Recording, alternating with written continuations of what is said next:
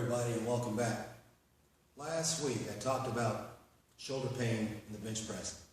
Mark demonstrated the two grip types, the wide, classic wide grip on the bench press, and also the narrow grip. I also talked about in the first part how the wide grip can predispose you to what we call AC joint pain, or a more technical term we call osteolysis. That's where the AC joint, which is here, the top of the shoulder, where the collarbone meets the shoulder blade, called the AC joint, you get some thickening in that joint. Some people mistake it as a rotator cuff. It's not.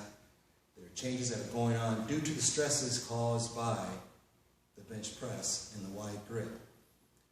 Today, in part 2, I'm going to show you, Mark's going to demonstrate rather, 3 techniques. There are a lot of techniques, but the 3 that we're going to demonstrate, Mark's going to demonstrate today, they're pretty easy to execute.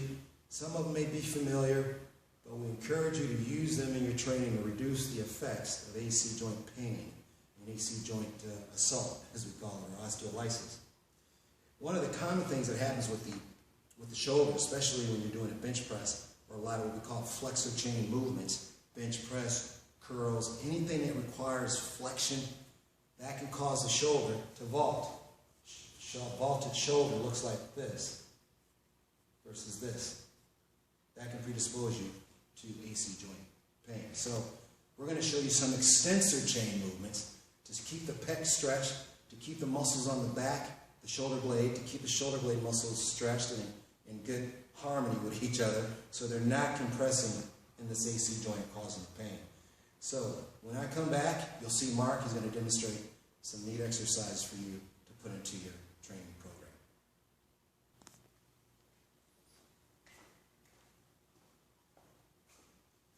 Welcome back. What Mark is holding is a stretch strap. You've seen these. This is a great tool.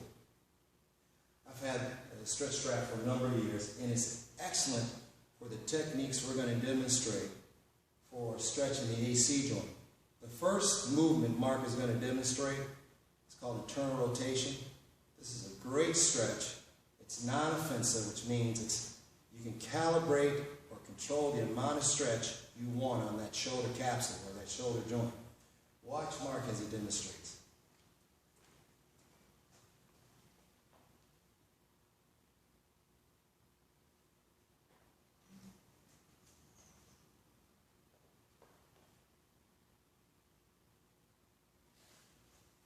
Good, Mark. Now watch this. Mark, go ahead so the audience can see that internal rotation. Now Mark has great shoulder range. Someone who doesn't may find that they can probably barely get past the belt line, and if they can, then that's where we stop. We're not trying to break the tissue barrier. We're not trying to assault the joint. We just want to gradually stretch the capsule so we can get more range in that shoulder. With Mark, he's in internal rotation. He's hanging on to the strap, and he'll shift or glide away from just to give a little bit more stretch across that AC joint. Great technique. All right, Mark, let's show him the next one.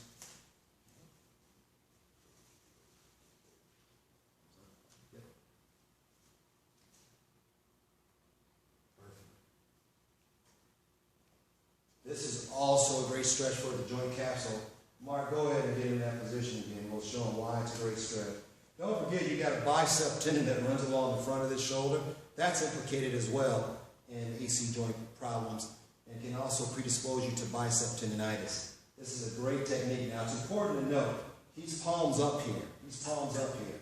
So it's really going to emphasize the bicep tendon and its insertion here on across the elbow. Remember, across the elbow and also across the shoulder joint. So he's getting a nice stretch on the bicep. Now watch the change in hand position. Perfect. Not only are we increasing the stretch on the joint capsule, but also the pec muscle.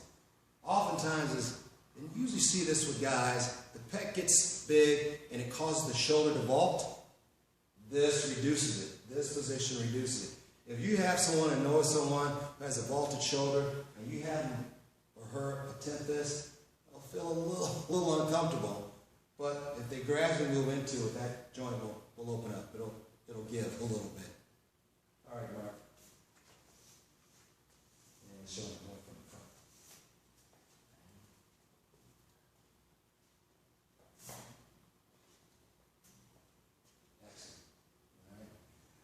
great for the lats, this stretch, and also for the bicep, the tricep, and the posterior shoulder capsule.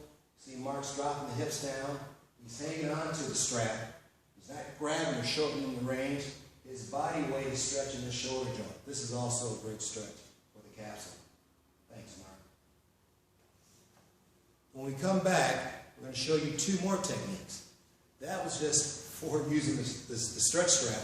But when we come back, we're going to show you a couple more techniques to manage AC joint and prevent AC joint pain or shoulder pain.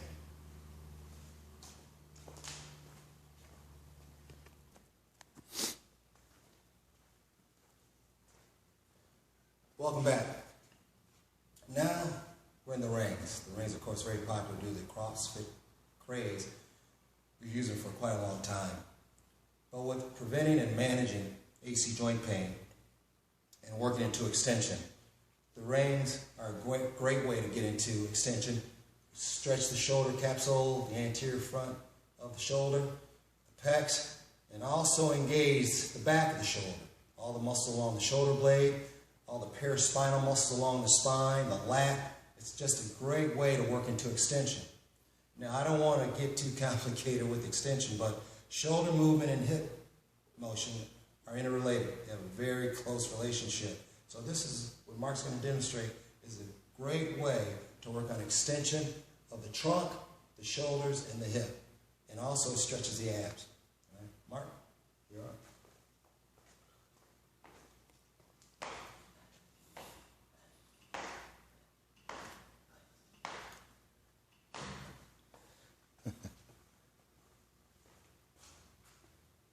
Excellent.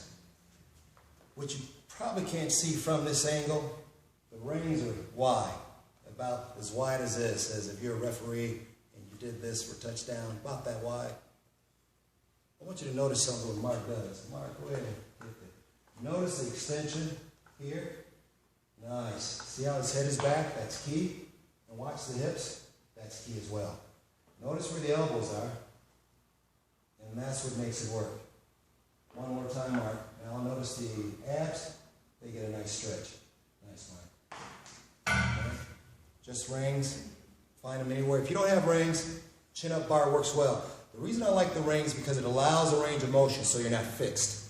Where if you're on a bar like this, you're fixed a little bit. It's effective, but not as effective as it is with the rings. Because if there's a restriction, the rings will allow for that and you can get your range where you need it.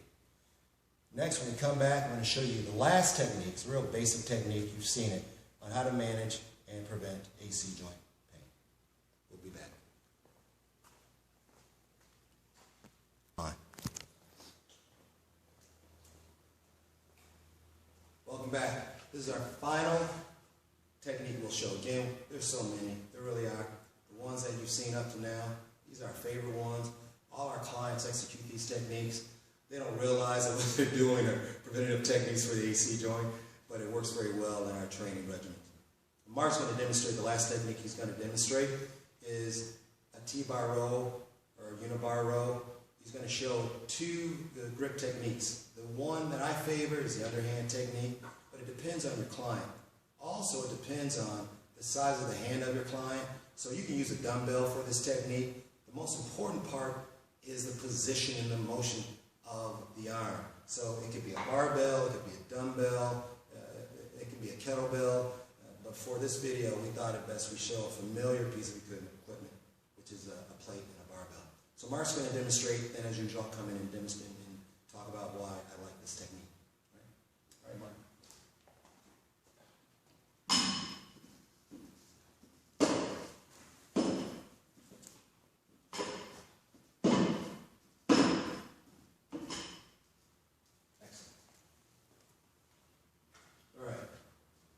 Breakdown, why this works well. Mark, go ahead and let's go to the overhand. In this position, when Mark goes into the row, go ahead and pull him up. Perfect. And back down. It takes the shoulder into extension. Takes the shoulder to extension because remember, that's what we want to work on. We want to work on preventing the vaulted phenomena, which is the shoulder rolling this way. So rowing movements are great at in AC joint pain. So that's one. Notice he was the palms down.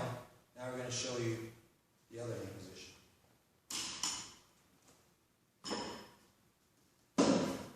Now, his palm is up. The reason I favor this, and we alternate this technique in our training sequences, we'll say to our client, we'll do 4 sets of quadpination, 2 rows or 4 rows, 2 sets palms up, 2 sets palms down, just to make sure that we hit all the ranges. In extension, the shoulder has multiple ranges, but in this particular range, we can go palms up, palms down. So now not only we have just got a greater stretch on that bicep, remember that from the first technique he showed you with the stretch strap, we also get a stretch on the bicep tendon. We get a stretch also on the teres minor, that's a rotator cuff muscle. We also again get a stretch on that pec and also the lat.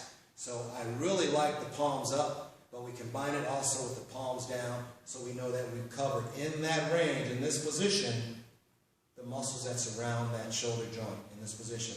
And there are a multitude of techniques, and we'll show them as we do the injury prevention series.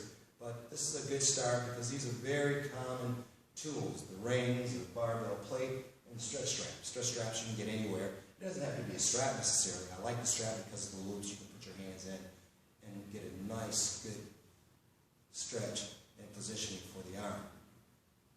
That concludes part 2 of a 2-part series on shoulder pain and the bench press.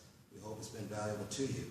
If you have questions, you can go to www.bodyspecs.net or you can call us at 734-827-2744. Again, I'd like to thank you for being here today, and my facility manager, Mark, for demonstrating, and we hope you find these techniques valuable. I'm sure you will. Again, if there's some of the things that didn't make sense to you, you can contact us via the web